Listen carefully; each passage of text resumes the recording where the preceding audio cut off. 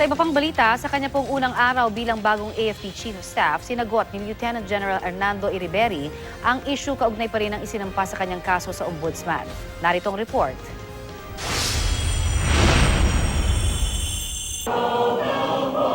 Matapos ang unang pagdalo ni bagong talagang AFP Chief of Staff, Lieutenant General Hernando Iriberi sa flag raising ceremony kanina sa headquarters ng AFP sa Camp Aguinaldo, mainit na issue na ipinupukol sa kanya ang agad binigyang linaw ng opisyal. Una, hindi rin nila ipinatitigil ang pagbili ng shore-based missile system mula sa Israel.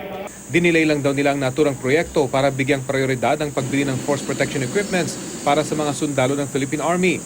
Una nang ipinanukala ang pagbili ng 6.5 billion pesos na halaga ng shore-based missile system mula sa Israel sa first phase ng AFP Transformation Roadmap. Pero iniurong daw ito sa second phase na magaganap mula 2018 hanggang 2022.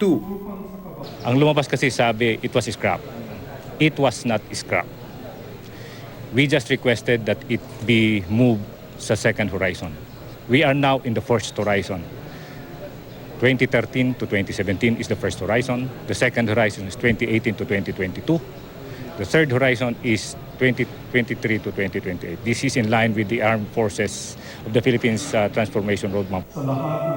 Walaan niyang katotohanan na binibigyan nila ng prioridad ang internal defense dahil ang mga gamit na bibilhin para sa mga sundalo ay magagamit din anuman ang misyong ibigay sa Army, mapa internal defense o external defense man ito. Pagbubunyag ni Iriberi, ang nauna nang nagkaso sa kanya sa Ombudsman para sa 3 kontratang ipinawalang bisa mula 2010 hanggang 2012, ang siya ring supplier ng Israeli na shore-based missile system. Kasama sa paratang kay Iriberi kaya hindi tinuloy ang pagbili sa shore-based missile system ay dahil wala umanong komisyon sa government-to-government contract na siya sanang paraan para bilhin ng missile system, bagay na maring pinabulaanan ng bagong talagang AFP Chief of Staff. Pagdating sa accusation, yung sinabi nilang na mayroong mga commission, kasinungalingan niya, malaking kasinungalingan. And I can face anyone. Pinaaga naman ni Iriberi ang paghahanda ng AFP para sa eleksyon 2016. Mas mainam daw ito para mas mapaghandaan ang nalalapit ng eleksyon. Samantala, pagkatapos ng flag raising ceremony, pinangunahan din ni Iriberi kasama si Defense Secretary Voltaire Gasmin ang paggawad ng estrella sa 2 bagong opisyal ng Reserve Force ng AFP. Si BIR Commissioner Kim Jacinto Henares, isa ng Lieutenant Colonel, at si Bureau of Immigration Executive Director Eric Di Maculangan naman, isa ng Major sa Air Force Reserve. Ayon kay Henares, excited na siyang mapabilang sa Reserve Force ng AFP. Ang kanyang pagiging opisyal sa AFP Reserve Command ay hindi naman daw dapat ikatakot ng mga taxpayers na matagal nang takot sa kanyang pagiging mahigpit sa BIR. Obligasyon daw ang pagbabayad ng buwis sa pamahalaan at hindi ito dapat gawin dahil lang sa takot na makasuhan.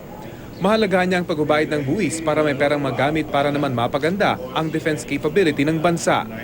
For the past, medyo hindi tayo nakapag-invest kasi walang pera. Ngayon, may pera tayo, no? Kasi more people are paying taxes. So, natutulungan natin na improve natin yung capability. At para ipakita natin sa ibang bansa na Pilipinas ito, hindi nyo kami pwedeng basta-basta